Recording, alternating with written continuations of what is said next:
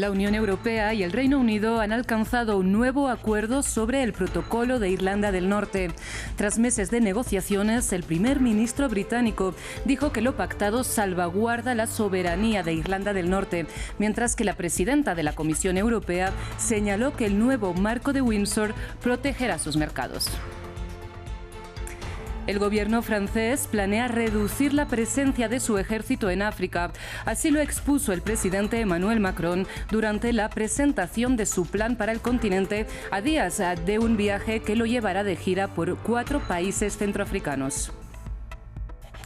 Las autoridades de Ecuador investigan el asesinato del líder indígena Eduardo Mendúa, quien murió a tiros en la noche de este domingo. La policía detuvo a un sospechoso por los hechos que se produjeron en la provincia de Sucumbíos, en el noreste del país. Tenemos reporte desde Ecuador. Buenas tardes, bienvenidos a las noticias de France 24 en español. Soy Rosa Pérez Masdeu y es para mí un gusto acompañarles. Abrimos esta edición de nuevo con la información de que Reino Unido y la Unión Europea han alcanzado un acuerdo para el nuevo protocolo de Irlanda del Norte. Junto con la presidenta de la Comisión Europea, Ursula von der Leyen, el primer ministro británico, Rishi Sunak, anunció el acuerdo marco de Windsor, que modifica el protocolo original y que, según se informó, respetará los mercados y la soberanía de Irlanda del Norte. La aplicación del nuevo marco de Windsor será gradual. Recordemos que el protocolo establece los controles aduaneros entre el mercado comunitario y el británico en un contexto post-Brexit, dado que la salida de Londres del Grupo de Bruselas acabó con la libre circulación entre territorios. Escuchemos las palabras de Sunak y de von der Leyen respecto al nuevo acuerdo. El Reino Unido y la Unión Europea pudimos haber tenido nuestras diferencias en el pasado, pero somos aliados, socios comerciales y amigos, algo que vimos claramente el año pasado cuando nos unimos a otros para apoyar a Ucrania. Este es el comienzo de un nuevo capítulo en nuestra relación. Durante un cuarto de siglo, el acuerdo del Viernes Santo de Belfast ha perdurado porque en su esencia se basa en el respeto por las aspiraciones y la identidad de todas las comunidades.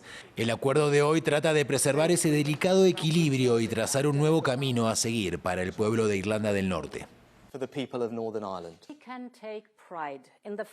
Podemos enorgullecernos del hecho de que hemos cumplido con ese compromiso, porque hoy nos hemos puesto de acuerdo. Hemos llegado a un acuerdo de principio sobre el marco de Windsor. El marco de Windsor establece nuevos acuerdos sobre Irlanda e Irlanda del Norte. Este nuevo marco nos permitirá comenzar un nuevo capítulo. Proporciona soluciones duraderas que ambos estamos seguros de que funcionarán para todas las personas y empresas en Irlanda del Norte. Recordemos que desde que empezaron los diálogos del Brexit, Londres y Bruselas han intentado evitar una frontera entre la República de Irlanda, país miembro de la Unión Europea, e Irlanda del Norte, parte del Reino Unido, para no revivir el conflicto norirlandés. Se establecieron entonces los controles en el mar de Irlanda, pero los unionistas de Belfast consideraban que eso los alejaba del resto del Reino Unido. Previamente hablamos con Óscar Guardiola, profesor del Birkbeck College, University of London, sobre cuáles han sido las principales concesiones de ambas partes para lograr el nuevo acuerdo. Quizás la mayor concesión que ha hecho la Unión Europea tenga que ver con la capacidad de una suerte de veto que le ha otorgado al Parlamento de Stormont y que le permitiría inaplicar las normas nuevas que en materia comercial dicte la Unión Europea si se dan una serie de condiciones muy excepcionales.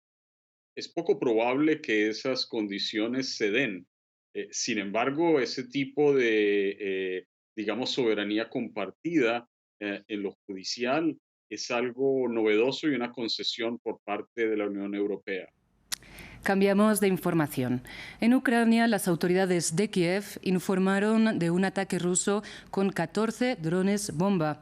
El ejército ucraniano asegura que pudieron derribar 11 de los 14 drones que se dirigían a la capital, Kiev, y al oeste del país. Allí, el alcalde de la ciudad de Melnytsky reportó que el ataque causó al menos 2 muertos y 3 heridos.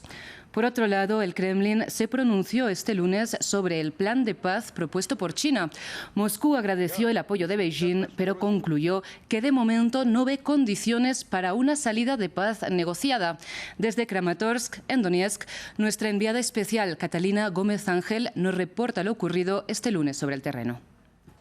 Hoy el clima no ha sido tan malo como ayer, pero como ven, llueve a esta hora en Kramatorsk y estas condiciones climáticas ayudan a que los enfrentamientos no sean tan intensos como cuando el cielo está cubierto, especialmente porque los drones no pueden operar de la misma manera y terminan siendo los ojos no solamente de la artillería, sino también de la infantería. Esto en un momento en que la situación en muchos frentes en el Donbass, especialmente en Bakhmut, siguen siendo inciertos y también a nivel militar. El gobierno del presidente Zelensky, la presidencia, ha publicado un decreto en el que cesan a quien fuera el jefe militar de esta zona del Donbass sin dar mayores motivos. Aquí tampoco hay muchas especulaciones, pero la realidad es que la situación no es fácil tanto para los rusos, pero tampoco para los ucranianos. Hoy no hemos tenido mayores noticias de Bakhmut, pero sí sabemos que aunque siguen teniendo el control de algunas partes del centro, algunas unidades o batallones estarían retirando. Solamente hay una vía de acceso a Bakhmut, como hablábamos ayer, y la gran pregunta es si llegaran a retirarse para reagruparse y luego volver a atacar, como lo hicieron, por ejemplo, en la zona de Kharkiv, ¿hacia dónde lo harían? Hemos visto, por ejemplo, en la zona de Konstantinovka, que está bastante cerca a Bakhmut, ahí estaba toda la presencia militar de la zona. Lo hemos visto mucho más vacía que lo veíamos hace un mes, por ejemplo, sin saber muy bien. Y hemos visto también algunas líneas de coches militares salir, pero también otras entrar. Y esta situación se repite también en otros frentes como el de Kremina, Svatove, donde los enfrentamientos continúan, Avdiivka. Así que la situación en el Donbass en este momento es bastante crítica. Esto es un momento también de cambio de clima. Como decíamos, están quietos en el día de hoy a la espera de saber qué va a pasar en las próximas semanas y meses, donde también se habla de una próxima ofensiva ucraniana, pero esta vez para detener las líneas que cortan ese corredor entre el Donbass y la isla de Crimea. Pero esto todo son especulaciones y posibilidades. Este lunes, el presidente francés Emmanuel Macron presentó su plan de relaciones con el continente africano para este mandato. Esto en un contexto de creciente recelo por la herencia colonial francesa y por la continuada influencia de la exmetrópolis en África. Macron habló desde el Elíseo a solo días de un viaje que lo llevará por 4 países centroafricanos.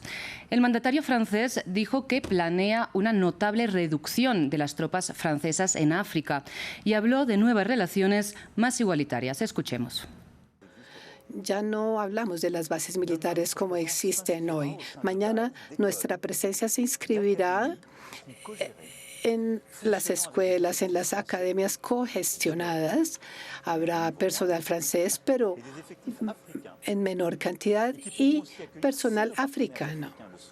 Y si nuestros amigos africanos lo desean, podrán recibir otros socios. De acuerdo con los intercambios que he tenido esta semana con mis homólogos, esta transformación comenzará en los próximos meses con base en el principio mismo de la construcción, con una disminución visible de nuestros efectivos. Emmanuel Macron dijo en su discurso que quería dejar atrás la competición entre potencias por el control de África.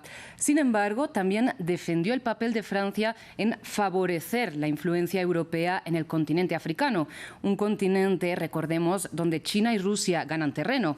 Previamente hablamos precisamente con el doctor en ciencia política, Louis Jean-Pierre Lauriston, sobre esta ambivalencia en las palabras del presidente francés.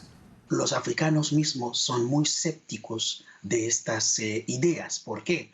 Por ejemplo, si uno mira bien, van a reestructurar lo que es la relación de paternalismo de Francia con África.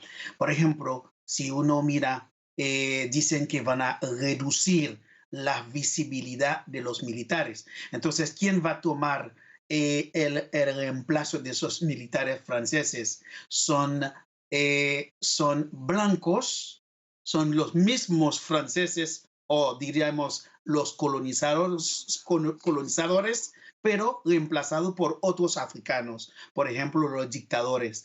Francia va a adoptar más o menos la misma política, copiar lo que está haciendo China en África. No se mete prácticamente en la política interna de África, no van a promover lo que es la democracia como tal, sino tratar de como meterse como para evitar que nos dicen que Francia es como otro colonizador, es otro que viene a dar órdenes.